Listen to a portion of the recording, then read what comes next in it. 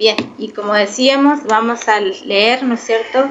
Shalom, hermanita Tete, la Aliyá, Shalom, creo que no sé si saludé a May, perdón, la Aliyá 6 y 7 que se encuentra en el libro de Shemot, que es Éxodo, y va desde el capítulo 4:18 hasta el 31, y la Aliyá número 7 va desde el 5:1 hasta el 6:1. Ese es el capítulo completo. Claro. Ya 7 el capítulo completo. Claro, sí, con una partecita del 6. Sí, con un versículo. Con un versículo, sí, del 6. Amén. Bien, vamos a comenzar con la lectura. Palabra del Eterno. Nos dice así. Y encaminado Moisés volvió a su suegro Yetro y dijo: Iré y volveré a mis hermanos que están en Egipto, y veré si aún viven. Y Yetro dijo a Moisés: Ve en paz. Dijo Yud-Heh-Vad-Hei a Moisés en Madián: Vuelve a Egipto, porque han muerto todos los que buscaban tu vida. Tomó pues Moisés a su mujer y a sus hijos, los hizo montar sobre el asno, y regresó a la tierra de Egipto, y tomó Moisés la vara de Elohim en su mano.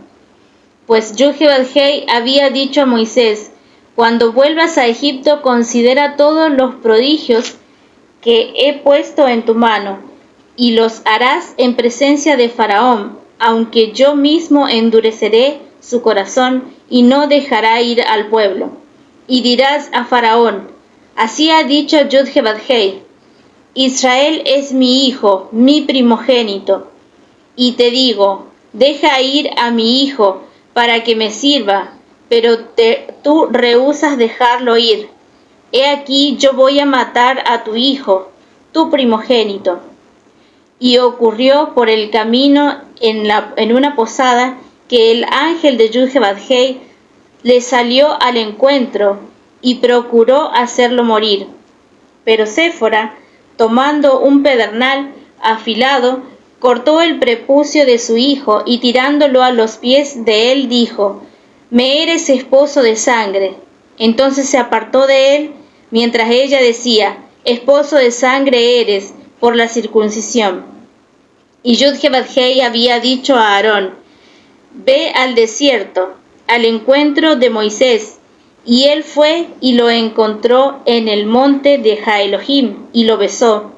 Y Moisés declaró a Aarón todas las palabras con que Yud-Heh-Vad-Hei lo había enviado, y todas las señales que le había ordenado.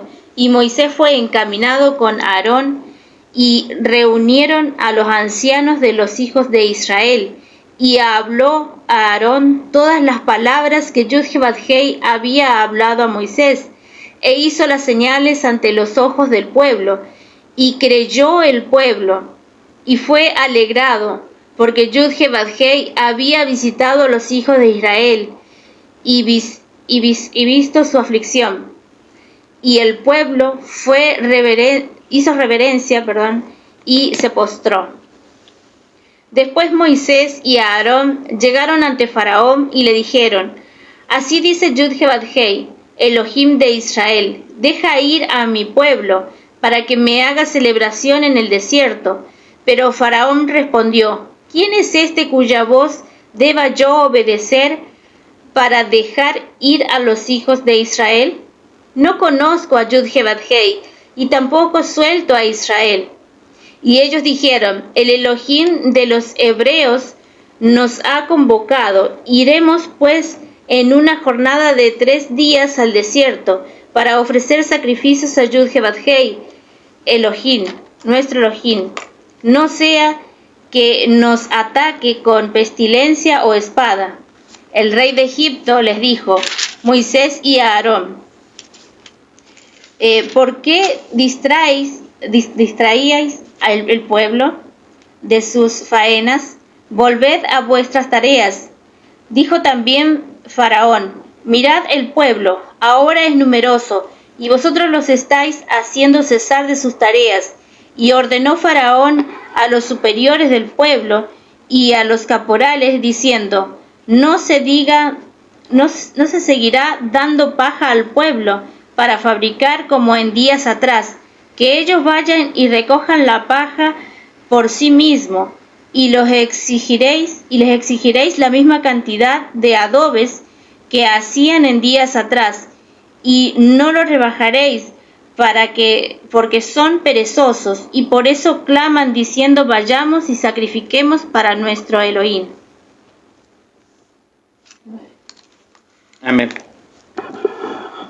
Vamos a continuar entonces en el 9.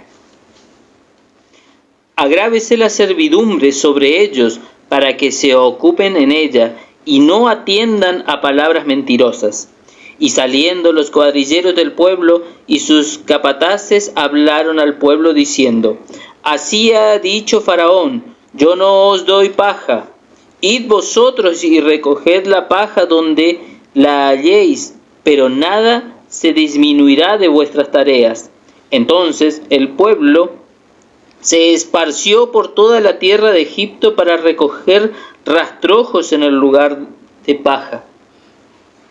Y los cuadrilleros los apremiaban diciendo: acabad vuestra obra, la tarea de cada día en su día, como cuando se os daba paja.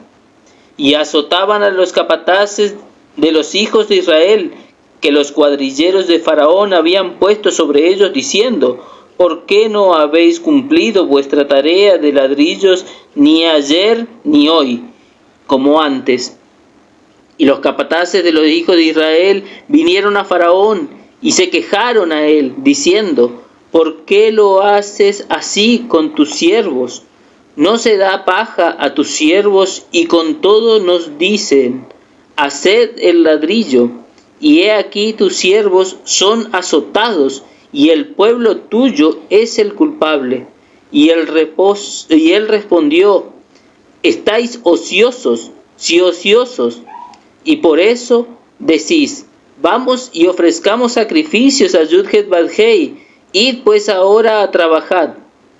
No se os dará paja, y habéis de entregar la misma tarea de ladrillos. Entonces los capataces de los hijos de Israel se vinieron en aflicción al decirles: no se disminuirá nada de vuestro ladrillo, de la tarea de cada día. Y encontraron a Moshe y a Aarón, que estaban a la vista de ellos cuando salían de la presencia de Faraón. Les dijeron: mire Yud-Het-Bat-Hei sobre vosotros y juzgue, pues nos habéis hecho abominables delante de Faraón y de sus siervos, poniéndoles la espada en la mano para que nos maten. Entonces Moshe se volvió a Yud-Het-Bat-Hei y dijo: Señor, ¿por qué afliges a este pueblo? ¿Para qué me enviaste? ¿Por qué desde que yo vine a Faraón para hablar en tu nombre, ha afligido a este pueblo, y tú no has librado a tu pueblo? Yud-Het-Bat-Hei respondió a Moshe: ahora verás lo que yo haré a Faraón, porque con mano fuerte los dejaré ir, y con mano fuerte los echará de su tierra. Amén. Ahí terminaría la que es la lectura de la porción. Amén. Bien, shalom hermanito Marco, shalom Marcela, Leo, no sé si aún está. Bien, vamos a comenzar, ¿no es cierto?, con este pequeño análisis. Como les habíamos anunciado al principio, en el día de Shabbat estaremos en vivo por YouTube, haciendo ya el estudio completo de la parashá Shemot. Amén. Bien. Vamos a comenzar con algo muy importante, ¿no es cierto?, que nos muestra en la Escritura cuando Moshe se prepara, ¿no es cierto?, para ir a liberar a su pueblo. En Éxodo 4, desde el 19 al 23, que nos dice su palabra. Dijo Yud-Het-Bat-Hei a Moisés en Madián: vuelve a Egipto, porque han muerto todos los que buscaban tu vida. Entonces, ¿qué dice? Dice, tomó pues Moisés a su mujer, a sus hijos, y los hizo montar sobre el asno, y regresó a la tierra de Egipto. Amén. Y tomó, dice Moisés, la vara de Elohim en su mano. Bien. ¿Qué es lo que vemos acá? ¿Qué es lo importante de esto, ¿no es cierto? Es que dice que tomó a su mujer, a sus hijos, y los montó sobre un asno, y de esa manera regresó a Egipto de esa manera se encaminó, ¿no es cierto?, para ir a Egipto a rescatar a su pueblo, a salvar a su pueblo. Estamos viendo, ¿no es cierto?, que si bien es el Eterno que los va a liberar, pero lo ha enviado a Moisés para liberar al pueblo, ¿no es cierto?, porque es él quien va a hacer las señales, como lo habíamos estado viendo ayer. Entonces, ¿qué vemos? Que va montado en un asno. Algo que también se nos hace referencia, ¿no es cierto?, que, bueno, en algunas versiones lo nombran como pollino, pero sabemos que es también asno. Vemos que también Abraham, cuando va a ofrecer sacrificio, que va a sacrificar a su hijo Isaac, también lleva un asno. Pero vemos algo muy importante, que ni Abraham ni Moisés van montados en el asno. Ellos no iban montados en el asno, ellos llevaron el asno. A quien sí vemos montado en el asno es a nuestro Adón Yeshua, o Jesús, como lo hemos conocido. Y es que él llega montado en el asno. Pero ¿qué nos dice la Escritura con respecto a este suceso, a este hecho? De la mano de Moisés se iba a liberar al pueblo de Israel. Y viene nuestro Adón Yeshua, en su primera venida, lo vemos montado en un asno. ¿Y para qué? Justamente para liberarnos, ¿cierto? Liberar de la esclavitud. Recordemos que tanto en el Éxodo, que estaban siendo esclavizados, pero no estaban siendo esclavizados por la Torá, por guardar mandamientos, sino que estaban siendo esclavizados por el mundo, es decir, por Egipto que nos representa el mundo en las Escrituras. Amén. Entonces estaban siendo esclavizados. Es lo mismo que vino a hacer nuestro Adón Yeshua, a liberarnos de la esclavitud del pecado, de la esclavitud del pecado del mundo. Y bueno, esto lo vemos, ¿no es cierto?, en Zacarías 9:9. Zacarías 9:9. Palabra del Eterno. Alégrate mucho, hija de Sión, da voces de júbilo, hija de Jerusalén. He aquí tu rey vendrá a ti, justo y salvador, humilde y cabalgando sobre un asno, sobre un polino, hijo de asna. Entonces vemos que esto había sido profetizado, ¿no?, por los profetas. Y estaba en las Escrituras de que el Salvador, de que en unas versiones dice tu rey vendrá, en otras versiones dice el Salvador. Entonces vemos que vino a salvar, vino a librar nuestro Adón Yeshua. Hay algunas tradiciones judías que mencionan que mencionan este suceso de por qué la amada casa de Judá dice que no reconoció a nuestro Adón Yeshua como su Salvador, porque ellos esperan la venida de nuestro Adón, de nuestro Mesías. Ellos esperan la venida del Mesías, pero que venga montado en un caballo, porque dice, basado en este libro que veímos, ¿no es cierto?, en este pasaje, de Zacarías 9:9, que dice que vendría sobre un asno. Ellos no toman esto porque hay una tradición que dice que si el Mesías venía sobre el asno, quería decir que la novia no era apta, es decir, que el pueblo no era apto y que había transgredido. Y como ellos en ese momento, no se consideraban transgresores, ellos se consideraban que estaban haciendo bien, que estaban haciendo las cosas bien, al ver a Yeshua montado en el asno, lo rechazaron aún más, porque entendieron el mensaje. Es una interpretación con respecto a ese suceso. Pero vamos a ver en Mateo 21, desde el 4 al 7, lo que nos dice el suceso de cuando vino nuestro Adón Yeshua. Esto sucedió para que se cumpliera lo dicho por medio del profeta cuando dijo: Decid a la hija de Sión, mirá, tu rey viene a ti humilde y montado en un asna y en un polino, hijo de bestia de carga. Entonces fueron los discípulos e hicieron tal como Jesús les había mandado, y trajeron el asna y el polino, pusieron sobre ellos su manto, y Jesús se sentó encima. Entonces vemos, ¿no es cierto?, que esto era para que se cumpliera lo profetizado. Exactamente. Lo que pasa es que ahí, diríamos, hay un sesgo, digamos. ¿Por qué? Porque la amada casa de Judá tiene esa tradición que vos comentaste recién, ¿no es cierto? Pero no deja de ser el Mesías.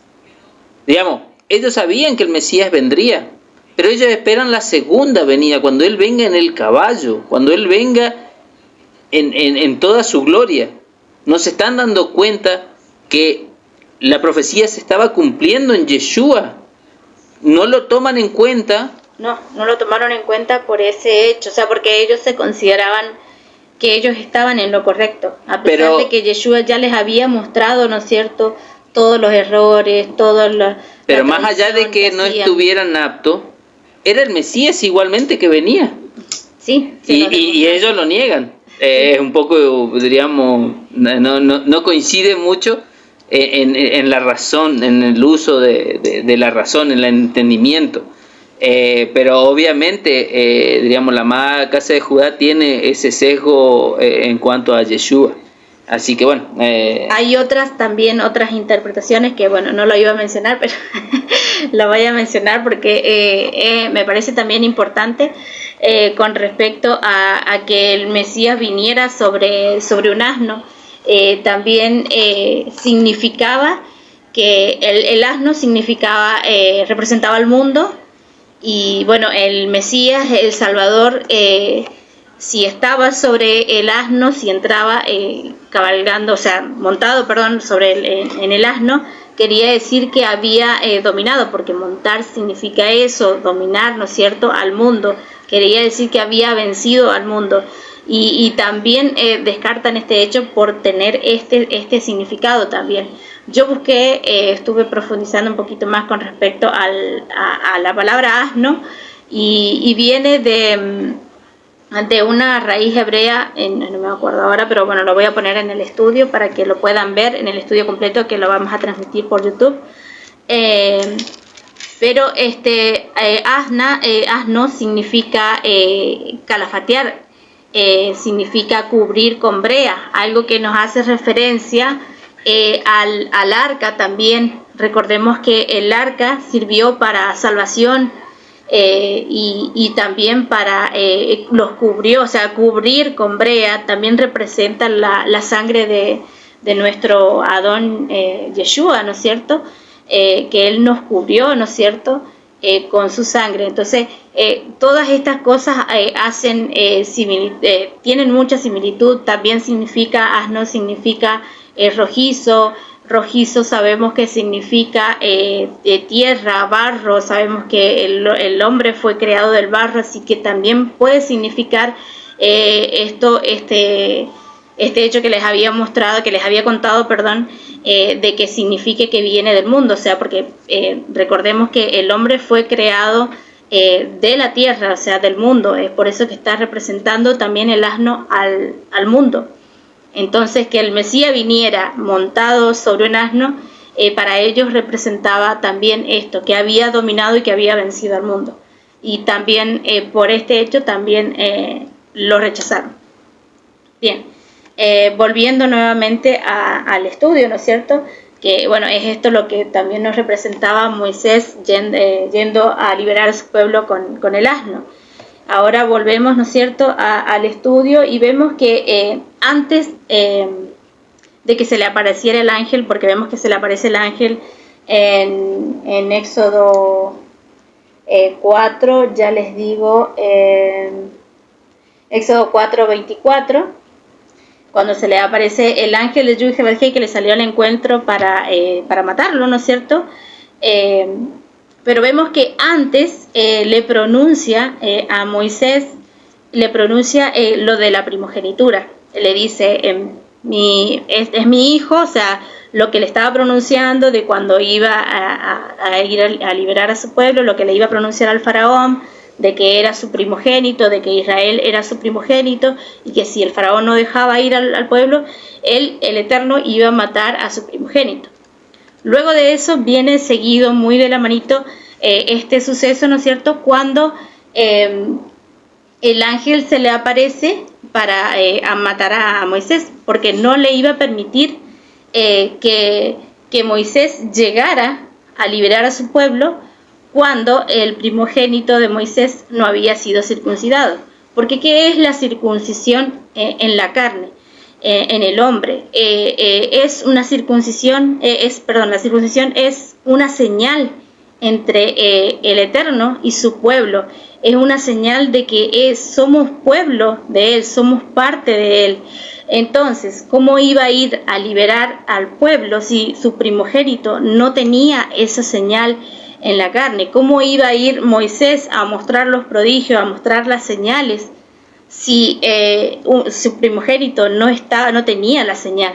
Entonces vemos la importancia en las escrituras, que justamente estos días hablábamos mucho, ¿no es cierto?, con los hermanos y dialogábamos, ¿no es cierto?, con respecto a este tema, que ya no nos tenemos que circuncidar, que ya no tenemos que guardar los mandamientos, cuando vemos que es muy importante tanto la circuncisión, o sea, la señal en el cuerpo, es decir, la obediencia, las ordenanzas y la fe en nuestro Adón Yeshua. Entonces, las dos cosas van de la mano.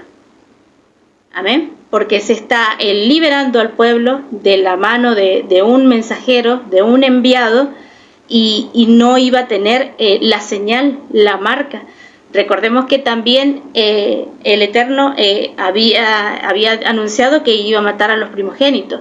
También tenían que tener la señal, ¿no es cierto? Luego lo vamos a ver más adelante, que tener la señal de la sangre del cordero en la puerta, en el umbral de la casa. Recordemos que la sangre del cordero es la que nos cubre, o sea, estamos cubiertos de nuestro Adón Yeshua porque hemos creído en él, pero también necesitamos la circuncisión en la carne, es decir, porque iba a matar a todo primogénito. Exactamente, y la circuncisión en la carne es una señal de obediencia. Es una señal del pacto con Abraham y es una señal de obediencia a nuestro Eterno, porque si el Eterno nos solicita que hagamos esa circuncisión para entrar en sus pactos, cuando nosotros la hacemos, quiere decir que la estamos obedeciendo, que estamos obedeciendo su palabra. Y miren, recordemos esto, Moisés no era judío, porque me están comentando si somos judíos o gentiles. Moisés no era judío, Moisés era de la tribu de Leví. Recordemos que su padre y su madre eran de la misma tribu de Leví, e inclusive hemos encontrado que era la tía de Amram, del papá de Moisés. Eran levitas, era de la tribu de Leví, no eran judíos. Es decir, el pacto de la circuncisión no es con la tribu de Judá, es con la amada casa, con la casa de Israel. Con la simiente de Abraham. Perdón, y con Abraham, perdón. Primero la hizo con Abraham. Con la simiente de Abraham. Todo aquel que venga de Abraham y se considere hijo de Abraham, tiene el pacto, diríamos. Recordemos que en la simiente de Abraham serían bendecidas todas las naciones. Entonces, diríamos, ahí tenemos que ese pacto está para todos. Otra cosa que hay que tener en cuenta es en los términos porque nos dicen ustedes son judíos no somos, gentiles tampoco lo somos. Digamos, no. Quien que se considera gentil es aquel que rechaza a Yeshua. Aquel que no ha conocido a Yeshua. Exactamente. Y lo dice Pablo en sus cartas. Bien, vamos a volver al estudio y vamos a avanzar un poquito. Vemos, ¿no es cierto?, luego que tiene este encuentro con Aarón y se presentan ante los ancianos. Y nos menciona algo muy importante, dice que son los ancianos hijos de Israel, o sea, eran los más grandes y obviamente que a ellos sí eran los únicos que iban a reconocer cuando les dijera con respecto al nombre del Eterno. ¿Qué dice? Luego de las señales que ellos hicieron, el pueblo creyó. Pero que vemos más adelante, cuando, una vez que creyeron, se postraron, ¿no es cierto? Una vez que creyeron, ¿qué vemos, ¿no es cierto? Que se presentan ante el faraón. ¿Y qué sucede? Que algo que sucede mucho en la actualidad. ¿Qué les pronuncia el faraón? ¿Qué les dice el faraón? Nos vamos a ir a Éxodo 5, 5:2. Dice: pero Faraón respondió: ¿quién es este cuya voz deba yo obedecer? Y es mucho lo que muchos piensan. ¿Por qué tenemos que obedecer los mandamientos del Eterno? ¿O por qué tenemos que obedecer? Y son palabras de Faraón, es decir, son palabras de alguien del mundo. El Faraón es el rey del mundo. Eso es lo que vemos en las Escrituras. Dice, pero ¿quién es este para que yo obedezca a su voz, ¿no es cierto? Para dejar ir a los hijos de Israel. Dice, no conozco a Yud-Heh-Vav-Heh y tampoco suelto a Israel. Y vemos nuevo que después de todo esto, primero pronuncia que no conoce, es decir, no conocía el nombre del Eterno, porque aquí recordemos que en esta porción es cuando se pronuncia por primera vez el nombre de Yud-Heh-Vav-Heh. Y cuando se lo mencionan, dice, yo no conozco, o sea, no lo conozco con ese nombre, no conozco ese nombre, y menos voy a dejar ir a los hijos de Israel. ¿Cuántos pastores vemos que dicen, no, pero ese no es el nombre de Yeshua, ese no es el nombre del Mesías, el Mesías es Jesucristo, ese no es el nombre del Eterno, el nombre es Dios, y así, con esas cosas, no dejan ir a su pueblo? Porque muchas de las personas que venimos del cristianismo, que se están despertando, que les está entrando esa duda, que ¿por qué si la Escritura dice esto? Van a los pastores, pero los pastores, ¿qué les dicen? No, ese no es el nombre es Jesús, vos le tenés que decir Jesús, vos le tenés que decir Dios. Y con eso están haciendo lo mismo que el faraón, y con eso no están dejando ir a su pueblo a que vaya a celebrar fiestas al Eterno. Porque ¿cuál era la ordenanza? Venir a los pies del Eterno y celebrar sus santas convocaciones. Y no solamente celebrar sus santas convocaciones, obedecer a su voz, ser obediente a su palabra. Su palabra es la Torá, sus palabras son las Escrituras. Pero ¿qué hace el faraón? Luego de eso les pone cargas pesadas, les aumenta más las cosas. ¿Y cuántos de estos pastores hemos visto haciéndoles el camino difícil a los creyentes? Y los vemos en las redes, en TikTok, que se están levantando en contra del Eterno. No se dan cuenta, pero se están levantando en contra del Eterno y poniéndoles cargas pesadas. Y veía a algunos hablando sobre el diezmo, y que si no pagas el diezmo le debes a Dios, y cosas así. Veía una pastora, ¿no es cierto?, que la mayoría debe haber visto ese video porque se viralizó, y como ella, muchos. Entonces, ¿qué están haciendo los faraones? Es decir, los pastores en el mundo, que están haciendo, poniendo cargas pesadas a los creyentes. No los dejan ir, no los están dejando ir, los están reteniendo. Exactamente, y todo aquel que se levante negando estas cosas, está haciendo eso, está reteniendo a aquellas personas que lo siguen.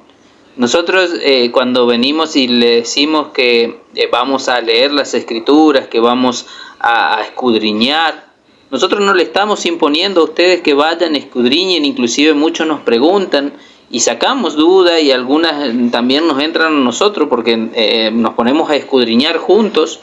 Nosotros, aquel que quiera pastorear y apacentar a las ovejas del Eterno, tiene que ser siervo, tiene que ponerse al servicio de las ovejas y darle explicación y dar entendimiento y dialogar con ellos. Somos todos hermanos en una misma carne. Recordemos que cada uno es parte de un cuerpo y ese cuerpo necesita de cada una de sus partes para funcionar. Entonces el pueblo de Israel se va levantando y se le van cayendo, se le van quitando esas vendas, esos sesgos de las escrituras, esas cargas que ponen los mismos pastores. ¿Cuántos vemos de los pastores que se llenan de la boca diciendo de los salmos, de los escritos, pero después te piden el diezmo, después ponen cargas pesadas, vos no podés ir, o consideran a las otras religiones o a las otras doctrinas, la consideran sextas? ¿Por qué? ¿Por qué vamos a hacer eso? ¿Por qué vamos, los bolsillos. ¿Y por qué vamos a ver la paja en el ojo ajeno cuando nosotros tenemos una viga? Digamos, nosotros primero tenemos que aprender a caminar en obediencia. Es lo que toda la palabra nos dice. Todos los patriarcas, fueron vistos justos porque eran obedientes. Nosotros tenemos que ser obedientes. No podemos dejar esto al libertinaje.